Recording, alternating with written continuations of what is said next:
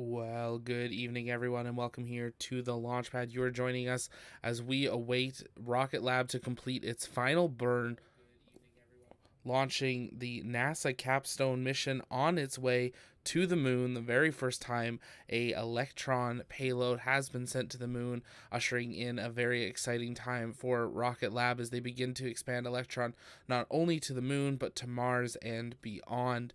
We are counting down T minus about 25 minutes and counting until this final burn is scheduled to take place. And then following today's burn, about 20 minutes later is when CAPSTONE will officially separate from the lunar photon with the Hypercurie engine and will be on its ballistic lunar transfer trajectory, taking it all the way to the moon. This is a very big milestone in the beginning of the Artemis program, as NASA's CAPSTONE mission is the kind of first step in figuring out where the Lunar Gateway space station around the moon is going to go, where crews will arrive and transfer into their lunar landing vehicles in the future. But if it's your first time here, welcome here. My name's Zach. I'm founder and host here at the Launchpad, and here at TLP, it's our mission to inform and inspire the explorers of tomorrow, because we believe that space is better together. And you're joining us for our live coverage of the final burn of the lunar photon as Rocket Lab launches NASA's CAPSTONE mission to the moon. We're just waiting for Rocket Lab to get underway here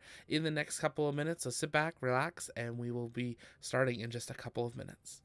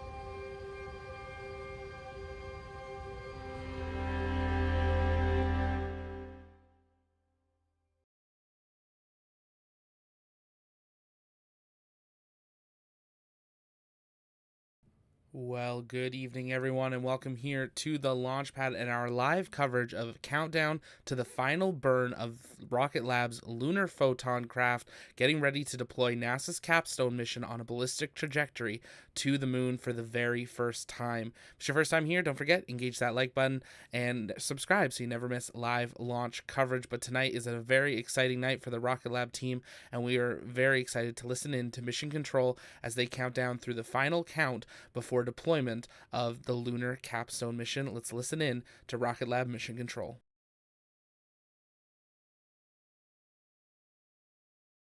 Hello and welcome to the broadcast for the CAPSTONE mission to the moon for NASA.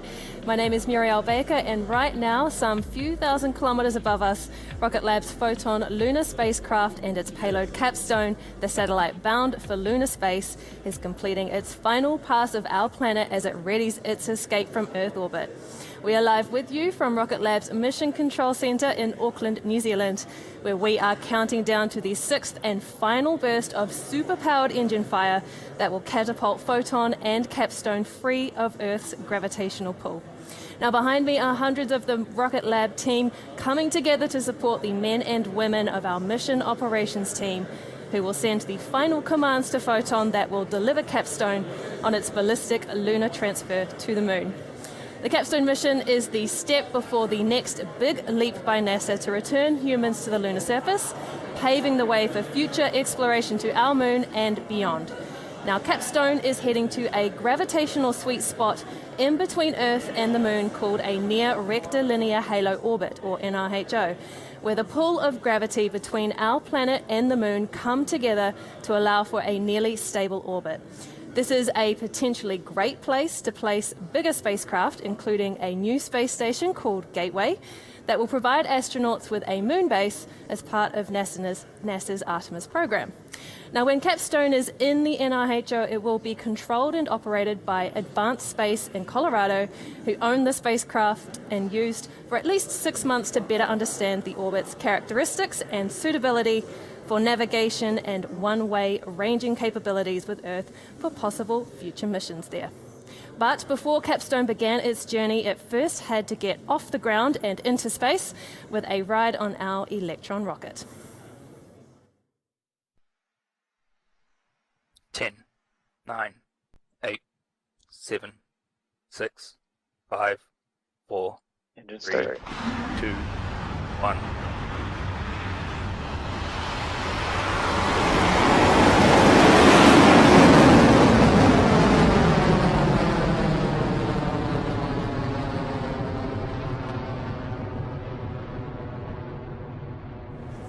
Lifting off from our private spaceport Launch Complex 1 on the Mahia Peninsula just last Tuesday, the CAPSTONE mission left Launch Complex 1 on a flawless nighttime launch.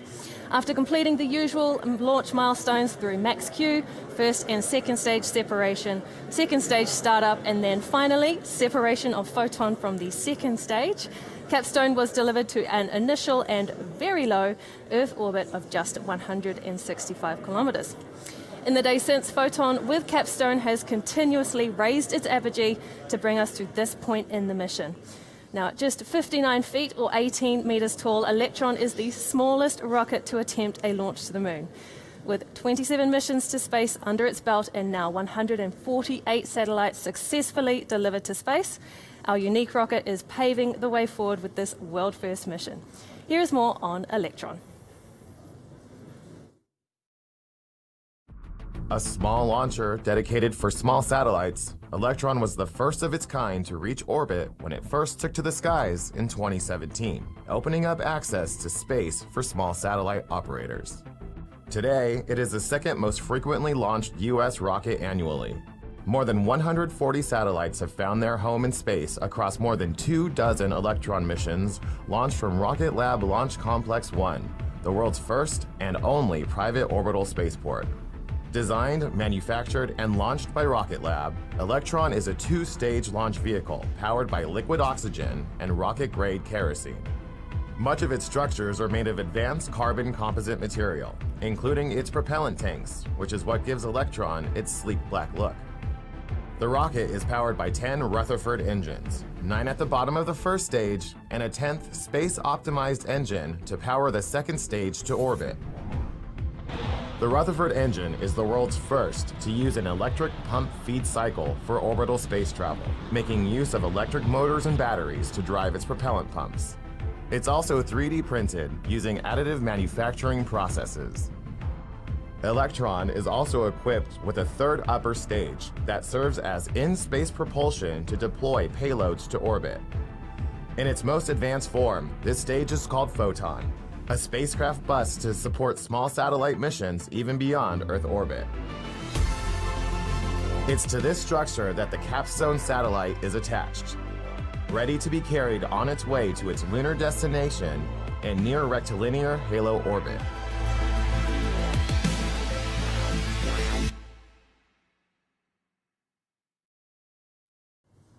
This mission was Electron's highest performance and most complex launch to date, stretched to the absolute limit in terms of fuel and mass margins, is one of the heaviest and hardest missions we have ever lifted. Now, helping to manage the CAPSTONE launch out of our privately run range control at Launch Complex 1 was Joe Carpico, our Manager of Integrated Operations here at RocketLab, who oversees our Electron operators, including across test and launch. So thank you, Joe, for joining me. Thank you, Muriel. Happy to be here. So tell me about your role on launch day. What does that cover? Yeah, typically my role on launch day would be as a launch director or a supplemental launch director. In the case of this mission, I was in that role for the wet dress rehearsal, but not for actually the launch operations. And that on launch day, I was actually, and leading up to launch day, coordinating the operations. So planning, preparing for, and coordinating the operations with the launch operations team. And you were in range control for the launch of CAPSTONE, weren't you? I was actually here in Auckland this time. Pardon me. How was that atmosphere anyway here at Mission Control? It was very cool, actually. Yeah, very cool to see the excitement in the room. This is a very special mission for us, as you know.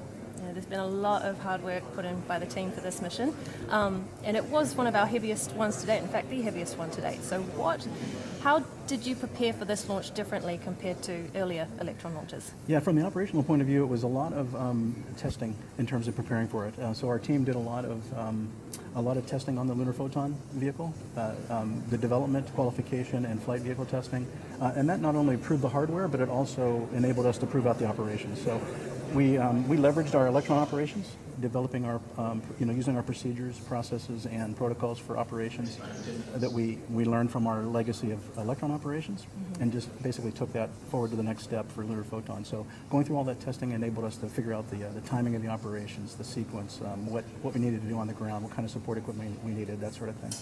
Very viable. You must have learned some positive things as part of that experience that will set us up for future Electron missions. We did, yes. Very smooth operations overall once we finally got there. Actually, so it took us a little longer on the wet dress rehearsal, but we learned a lot of good things that enabled us to very efficiently and effectively complete the operations for the launch operation. And we saw the payoff. It was a very smooth nighttime launch. So congratulations to your team on that one. Thank you very much. Yeah, the team did an exceptional job. How did you celebrate at the end of that? How will you celebrate tonight at the end of CAPSTONE? I would say that it's a big team effort. We're going to celebrate as a team, so work hard and play hard, if you will. So the team is really looking forward to connecting and celebrating together with that great achievement. So. Nice. Now tell me, what does it take to be a launch operator? What kind of skills do you need to have to sit in mission control? I would say that really curiosity for things, being able to solve problems. So like the operators are not, we're not specialists necessarily in one particular technical area, but we need to know a little bit about everything and then be able to apply that to the operations. So really focusing on how to efficiently do the operations, how to troubleshoot and solve problems real time, all the communication and the preparation that kind of goes into that, and being able to work through those problems live is really one of the most critical things, if you will. So we take people that might be fresh out of college or university, and they've done a great job with us, as well as people with experience. So you don't necessarily have to have operational experience, but to have that curiosity and that ability to solve problems is probably the most important thing. That's great, because most people would think you need a degree in rocket science to be able to do this job, but you've just said we don't have to. You could come straight out of high school. Right, exactly. Yeah. Are you recruiting in your team at the moment? We are, yeah. We are looking for people to help us. And like I said, my team, we tend to say that we have some of the most exciting work in the company, being that we're we're involved with the hot fire testing, so my team's responsible for preparing for and conducting the stack testing of the Electron stages as well as the Lunar Photon and other upper stages, and then also the planning, preparation, and conduct of the operations, launch, pre-launch and launch operations. So it's really exciting work. I bet it is. Do you have a preference between night and daytime launches? They're all beautiful to me, but I wonder if you do. I don't think I do necessarily. I think I like them all. Yeah, it's those first never fails. The last 10 seconds or 20 seconds of the countdown is just really get your heart pumping, and it's really exciting watching them lift off. That's for sure. And a So, final here- question for you too, Joe. Is there a particular aspect of this mission that you're most proud of, either something you've achieved or that your team has achieved? I would say it's a team effort, and the team really did a bang-up job of doing this mission. Obviously, from my operations team in particular, the team just put a lot of time, dedication, long hours, extra time, weekends, and other time away from family to really make this happen. So I really appreciate their efforts over this past couple of years.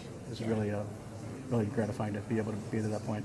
It's a lot of And dedication. we're not no rest for the weary. We've got a couple of other launches coming up very soon here, so the team's going to be right back at it I know, I'm here very in the excited. next couple of weeks. So Yeah. Well, congratulations again, Joe, on your role in this mission. It's something you should be very proud of, especially of your team as well. thank you very much, Mary. Thank you so Appreciate it. much for And joining me. congratulations to you as well. Thank you. So now, of course, Electron played that pivotal role in launching CAPSTONE into space and getting this mission off the ground. But right now, the success of this mission rests solely with our Photon spacecraft. Now, Photon is providing this phase of the CAPSTONE mission with in-space propulsion, communications, power, and high accuracy, attitude, determination, and control. It is a highly capable little vehicle that, alongside CAPSTONE, will soon be on its way to the moon. Now, here is more about Photon. My name is Ehsan Mosley. I'm the Chief Engineer for Space Systems at RocketLab. I'm Rich Hunter, and I'm a mission design engineer on the GNC team. We've taken our Electron kick stage and turned that into a full functioning spacecraft, added a lot of delta V to its capability in order to be able to deliver the CAPSTONE vehicle into this higher energy orbit. Traditionally, what they did is they'd line it up right and they'd burn in one direction for a very long time to get the energy they needed to basically put them on a translunar injection or a translunar orbit. That is less efficient if you have a lower thrust engine. The way to get around that is to simply split that burn into multiple burns over the course of several orbits. So rather than build your orbit from circular to a translunar injection in one go, you build it from circular through a series of successively more eccentric orbits through a number of burns. So rather than one, like Apollo, we're doing 8 burns to build up our translunar injection. And the cool part about the initial phase of the mission, even though it's on day 1 of 6, is the T0 that we launch into will set our right ascension, one of the orbital elements that defines our orbital alignment. And as soon as we launch into that orbital plane, our right ascension at our payload deployment 6 days into the mission is set. And then 10 minutes later, we'll do our first hypercurie maneuver, which will set the line of apsides, which is another measure of orbital alignment. So then 2 of the alignment parameters are set within the first 20 minutes of the mission. So we need to set them really accurately so that they'll drift onto a moving target, to then hit a moving target, which is the moon, kind of 3 months later.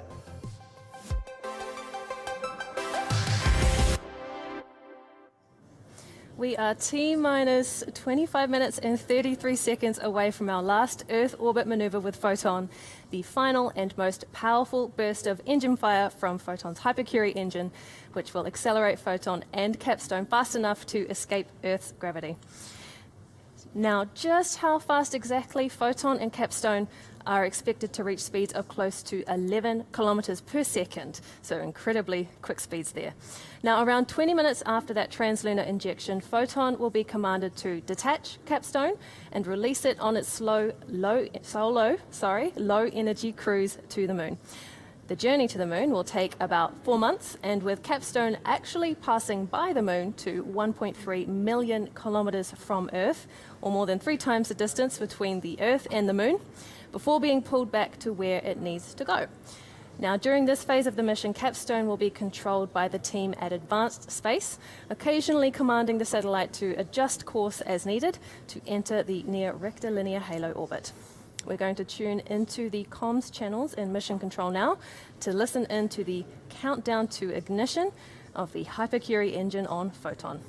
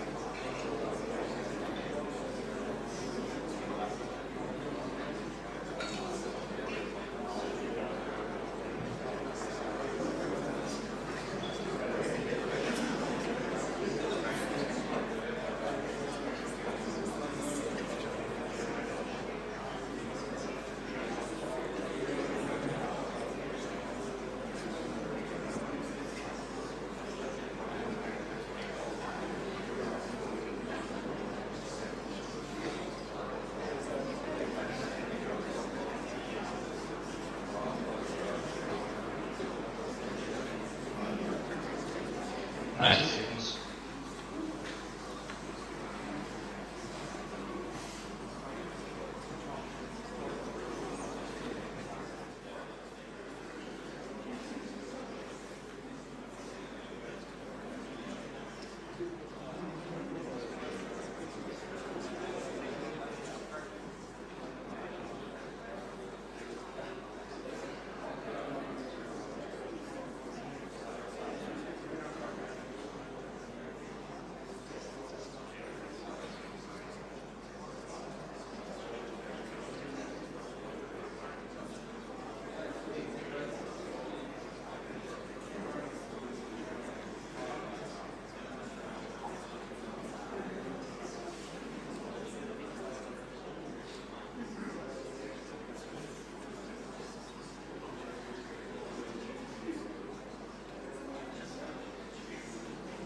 Seconds.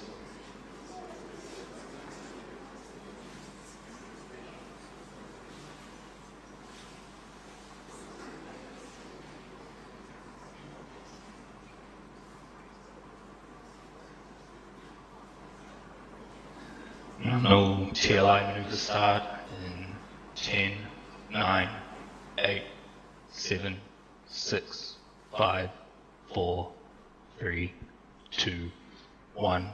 Ignition. Expected burn duration 98 seconds, and we are currently T-minus 9 minutes 25 seconds until AOS and ability to confirm.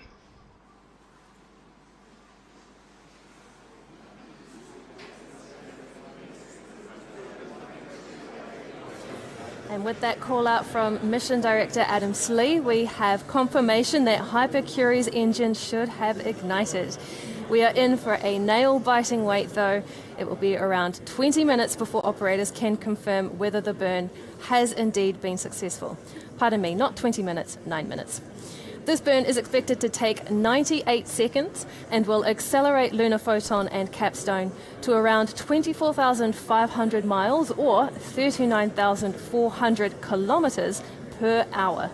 This velocity will enable CAPSTONE to escape Earth orbit and set off on its ballistic lunar transfer trajectory to the Moon, with CAPSTONE released from Photon and on its solo journey to the Moon at around 20 minutes after that burn is complete. As a reminder, this is the very first mission of NASA's Artemis program to return humans to the surface of the Moon, and we could not be more proud and excited to play a key role in kicking off this historic program. As we wait for Hypercurie to complete its planned burn and for CAPSTONE to separate from Lunar Photon, let's dive into a little bit more detail about the small but mighty engine that made this mission possible. Hypercurie is a high-energy evolution of the Curie engine that powers Electron's third stage, what we call the kick stage. The small but mighty Curie engine, named after physicist and chemist Marie Curie, has provided reliable in-space propulsion on 24 orbital Electron missions to date. It has played a key role in enabling us to deploy more than 140 satellites to orbit for our customers.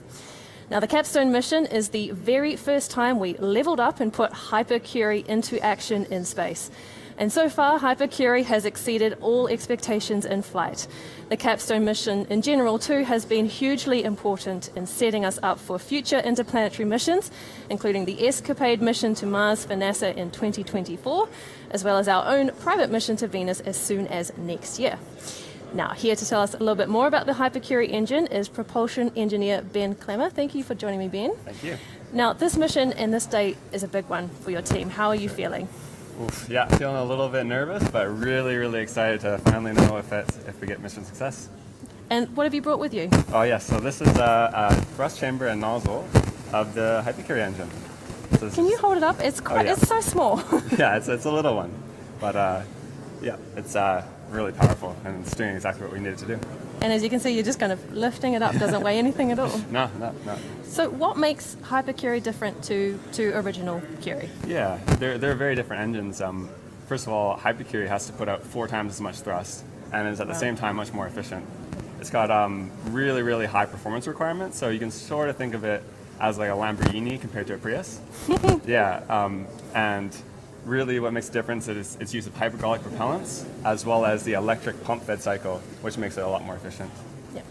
Now, like the Rutherford engine that powers Electron, Hypercurie is made with 3D printing. Why 3D printing? Why did we go with that choice? Yeah, so there's 2 really big advantages that we use. The first one is the ability for rapid prototyping.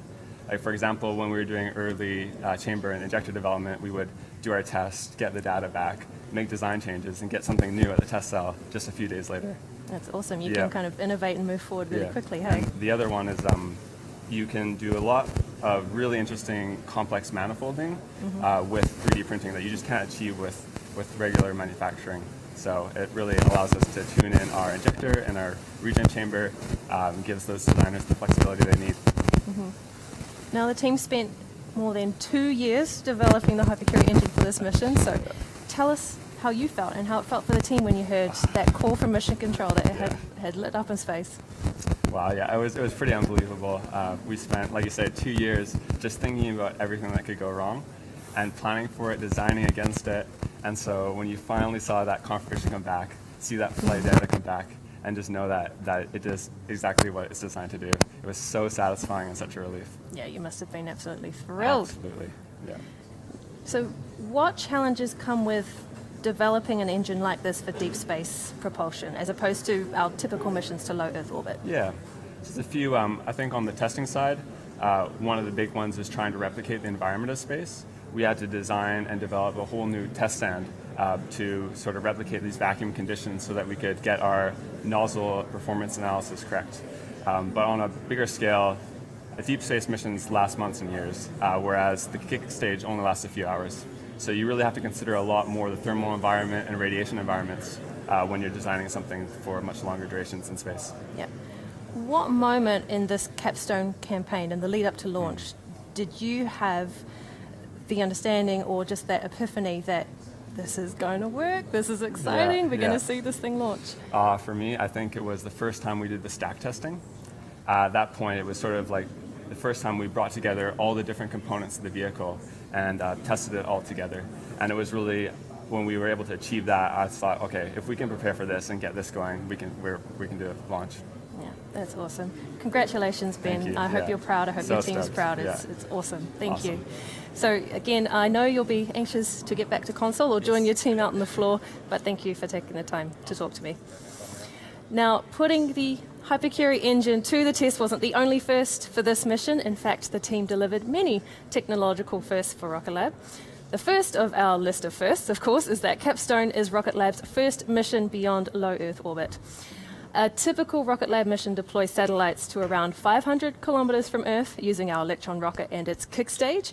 And for today's mission, Lunar Photon will deploy CAPSTONE to around 1.3 million kilometers from Earth before the satellite loops back to be captured by the moon's gravity. CAPSTONE is also the first collaborative mission between RocketLab and Advanced Solutions, Inc., a Colorado-based flight software company acquired by RocketLab in late 2021. Now, ASI revolutionized flight software with Max, an off-the-shelf flight software that can be tailored for a range of missions. It has been fantastic to mark our first joint mission, and I know the team are looking forward to many more. The CAPSTONE mission was also our first time using the FR Lite satellite radio, which RocketLab has an exclusive license agreement to manufacture with Johns Hopkins University of Applied Physics Laboratory. And if you've been following Rocket Lab missions for a while, then you'll know we like to do our part to reduce space junk.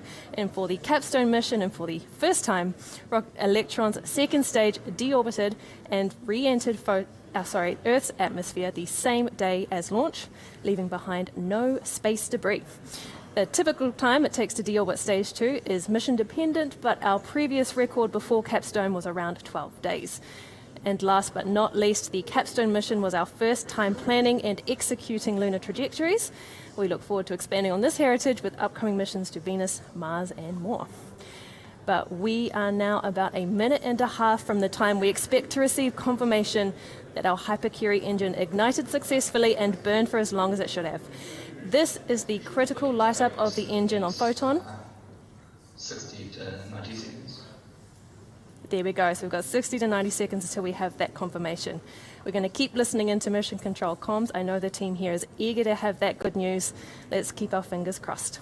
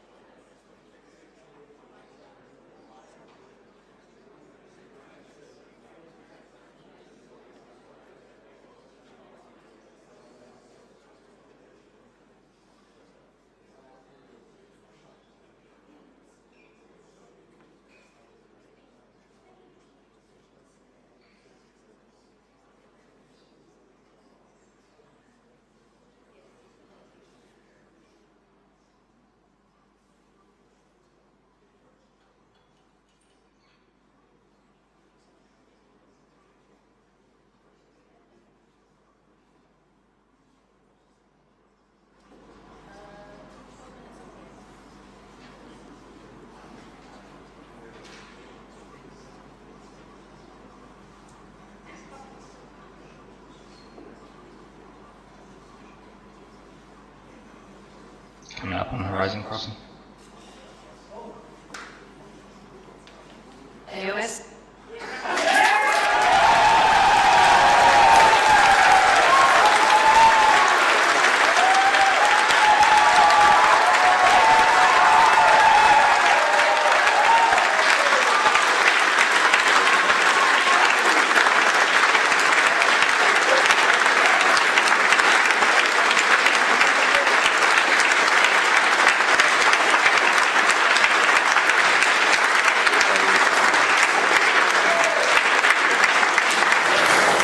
Incredible, exciting news there from Mission Control. We have had confirmation that the Hypercurie engine lit up and fired Photon and CAPSTONE on its ballistic lunar trajectory toward the moon. Amazing stuff. So that engine was alight for approximately 98 seconds of engine burn. Hypercurie will have produced a change in velocity of around 416 meters per second of delta V and burnt through just a mere 15.9 kilograms of propellant for this Earth escaping maneuver.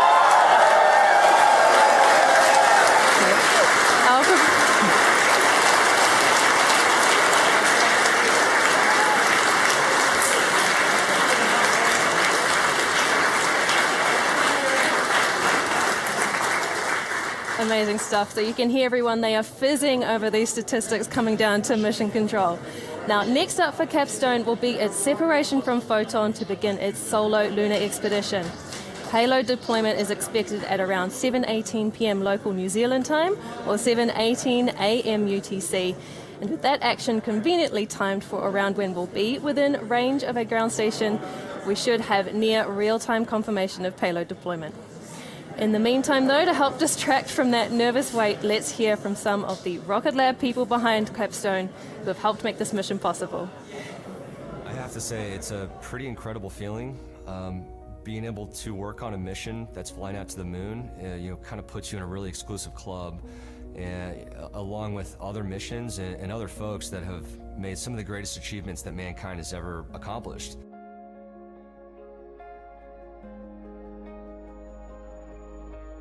NASA going back to the moon is such an insane endeavour. I think they're making history again, and to be a part of it is something that I never thought I would get to experience. Yeah, it's awesome. It's so exciting.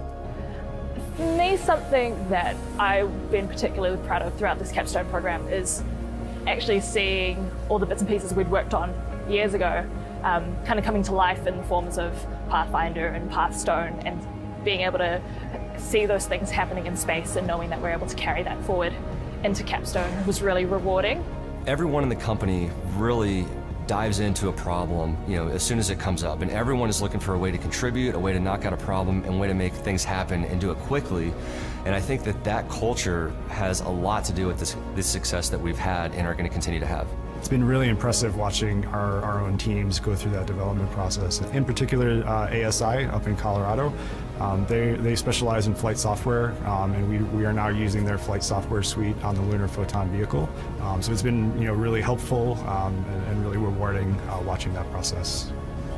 I think what makes Capstone so different is that it's so complex and so much has to come together. We have insanely tight margins on mass, power, the propulsion performance, so that we make it all the way to the moon. And I haven't seen a system with this strict margins before. Gone through a lot of challenges throughout the journey, and now we've got the spacecraft down on the pad ready to go to the moon, and watching the team come together, it's super motivating and super exciting. I got offered this position, so I had to make a decision. I felt like if I didn't take this opportunity, I would regret it for the rest of my life. Never crossed my mind that I'd be working in space, let alone sending something towards the moon and helping the team out and sitting in those seats in mission control. I'm so nervous. Yeah, it really is a pretty different ball game with Capstone versus Electron. One milestone that I'm particularly proud of, and proud of the team for, is the development of the Hypercurie. Getting the Hypercurie from sort of concept and design right through to flight is pretty impressive. We're developing an engine that is for deep space. It's really high delta V, a high thrust engine, and we're using green propellants. That's really industry leading stuff, and so we're right at the forefront of industry there. So it's great to see, with that very first time we hot fire that engine, and to see the look on people's faces and the excitement to know that we're one step closer. All the individuals, all the engineers really attack a problem, and everyone is looking to figure out how can we figure something out, how can we accomplish something. Bringing people from all ends of the business to ensure the success of this mission has been incredible to watch. Yeah, I'm just so happy for all the people who have worked so hard on it, and seeing them rewarded for how far we've come so far. It's super cool, and I'm never going to look at the moon the same way again.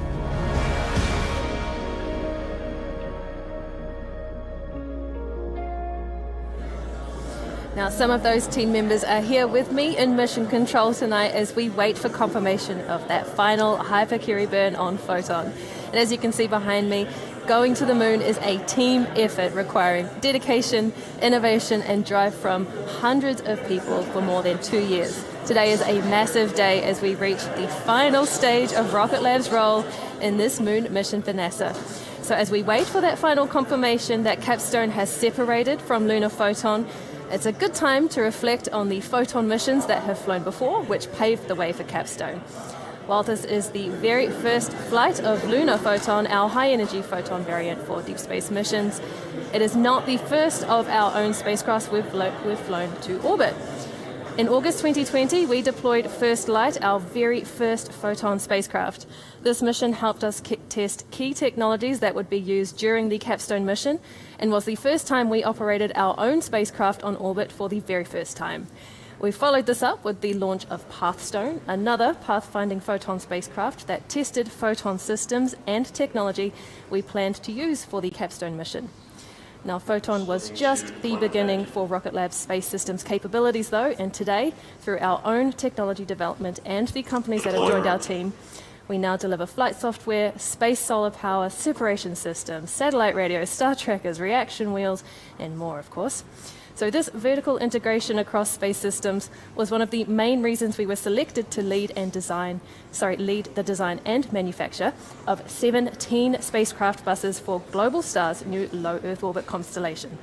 All 17 of these 500-kilogram spacecraft will be designed and manufactured at our Long Beach headquarters, where a new high-volume spacecraft manufacturing line is underway to support the growing demand for our satellites. Now, a check-in on the clock tells us we are now just moments away from payload deployment of CAPSTONE from Photon.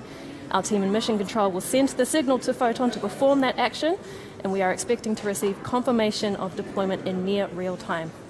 This is RocketLab's final responsibility for CAPSTONE, after which the satellite's operators Advanced Space take over the rest of their campaign.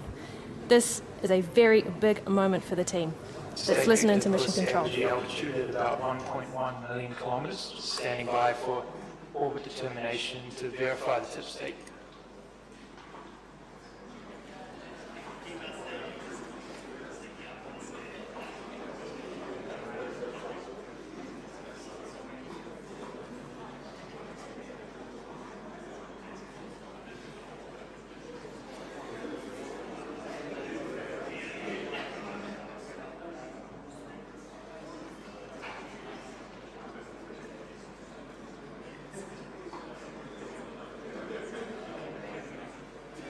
Slew to deployment, attitudes complete.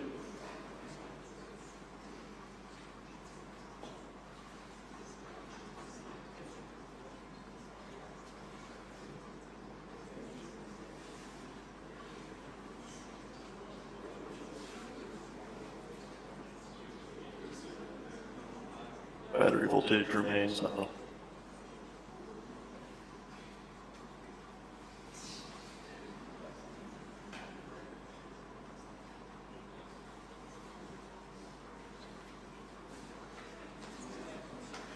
T-minus 3 minutes on deployment.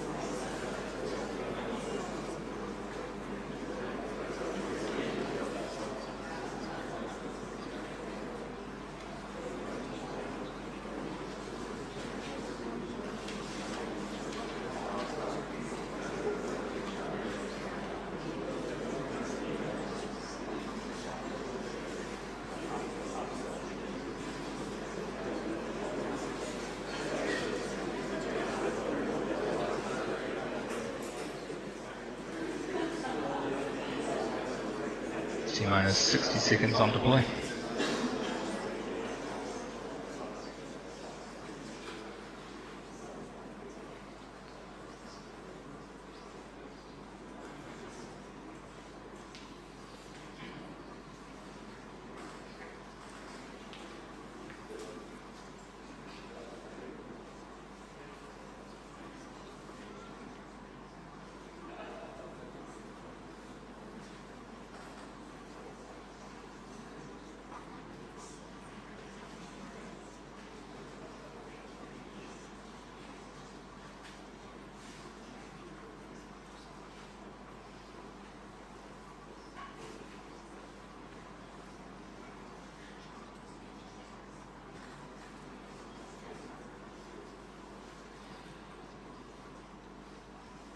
Expected deploy in 5, 4, 3, 2, 1.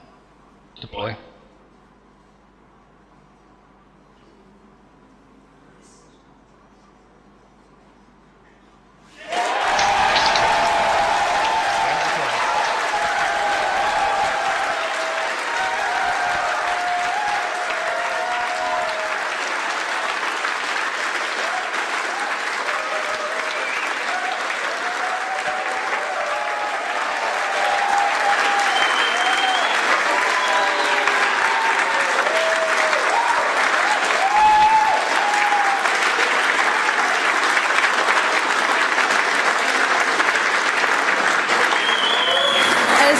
tell from the celebrations behind me, we have had confirmation that Photon has released CAPSTONE on its ballistic lunar transfer.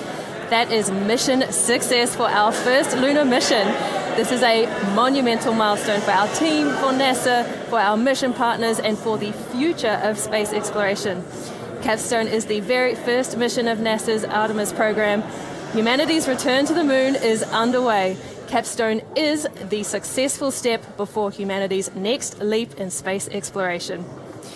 Now, while the team here in Mission Control celebrates, here with me is our founder and CEO, Peter Beck, to share some words about this historic mission. Now, Peter, he founded RocketLab in 2006 with the goal of opening access to space and having just released the small satellite that will become the first of its kind to traverse the moon in that near rectilinear halo orbit. I think it's fair to say that the team has achieved something incredibly special today. Peter, congratulations. Thank you, Muriel. Thank you. It's awesome. Oh, so awesome. You must be thrilled. Yeah, I can't. I honestly, when I started the company, I could not believe that we would at this soon be deploying something to the moon. It's phenomenal. Absolutely amazing. How does that feel after 2 years of just hard work, grit, determination? People put their heart and soul into this mission. This must be the culmination of so many emotions. I mean, it's really hard to explain how much effort this was. I mean, the amount of effort and time the team spent, long hours into the morning, designing new propulsion systems, new separation systems, new spacecraft. The mission was just so incredibly complicated. I used to think putting something into low Earth orbit was complicated. In this case, this was the easiest part of this whole mission. Going to LEO was the easiest part. And all the subsequent burns and keeping the spacecraft alive and keeping it all pointed in the right direction and making those absolutely pinpoint accurate burns. Phenomenal team. This team is just the most amazing team in the world. It's awesome. Now, of course, this isn't our first mission for NASA, but it is the furthest. Yes. What's it been like working with the agency and the other mission partners for this mission? Well, NASA has always been such a great partner. They've always really supported, new entrants to the industry. Right back to our VCLS mission, where we successfully deployed payloads for them, and other subsequent missions. And really, this mission to the moon is to give a small company and who have never been to a destination like this the opportunity to prove themselves and go there. It's just been fantastic. They're a great partner. And they have. The team's proven themselves. We created the whole new Hypercurie engine. Yep. To see that used successfully in this mission must just be a thrill for everybody. Yeah, I mean, it's hard enough just buying a whole bunch of stuff off the shelf and integrating it together and doing one of these things. But to create all of this from scratch, literally blank sheet of paper, new propulsion system, new propellants, is phenomenal. Phenomenal. What does this mean now for Photon, for Curie, for RocketLab? We've just proven we can go to the moon. What are we going to do next? Well, I mean, as you know, I'm dead keen to take us to Venus, and we'll try and do that. And really, this has proven that we can get to Venus. The C3 that we just achieved there, going out to the moon, there's very little between what we did today and what we'll do going to Venus. We've built a really impressive, low-cost access to not only the moon, but to asteroids and to other planets in our solar system. And this really marks the beginning of a new scientific era, where for some tens of millions of dollars, you can go to the moon, or you can go to an asteroid, or you can go to Mars or Venus. It's phenomenal. Where are you most looking forward to going then for the missions we have coming up? Well, Venus is obviously a great sweet spot in my heart, and that mission will work hard to try and pull that off. It's a private mission, so it's not a NASA-funded mission, essentially with the Photon lunar spacecraft, there's no difference between this spacecraft and the one going to Venus. So this has really been a great development cycle for that vehicle. Incredible when you think about it. It's mind blowing. It's mind blowing. Congratulations, Peter, once again. I know you want to celebrate with the team, but thank you for taking the time to speak with us. Thanks. Awesome stuff. So, we're going to close out today's show, but first I want to take a moment to thank our mission partners, Advanced Space, Terran Orbital, and of course NASA. As you heard talking to Peter there, going to the moon requires collaboration, grit, determination, and a healthy dose of optimism. and we are grateful to have found all of these in our mission partners. So thank you very much for entrusting Rocket Lab with this first Artemis mission. We are so proud to play a key role in humanity's return to the moon. So with that, we're going to close out tonight's show and leave you with some final views of Capstone's liftoff on Electron. Thank you for joining us. This is Rocket Lab Mission Control signing off.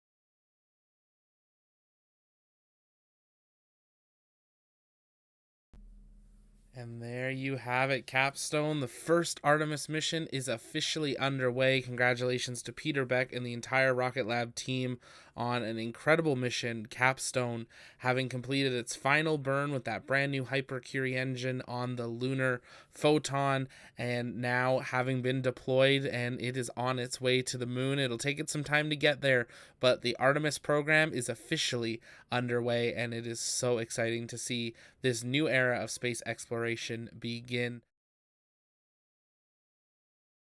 Here tonight, if it was your first time here, make sure you've engaged that subscribe button so you never miss live space news as it happens, live launch coverage, exclusive one-on-one interviews, and more, because we'll bring it all to you right here on the Launchpad. But for now, this is Zach from TLP Network Studio signing off. We'll see you next time. Congratulations again, Rocket Lab. Bye-bye.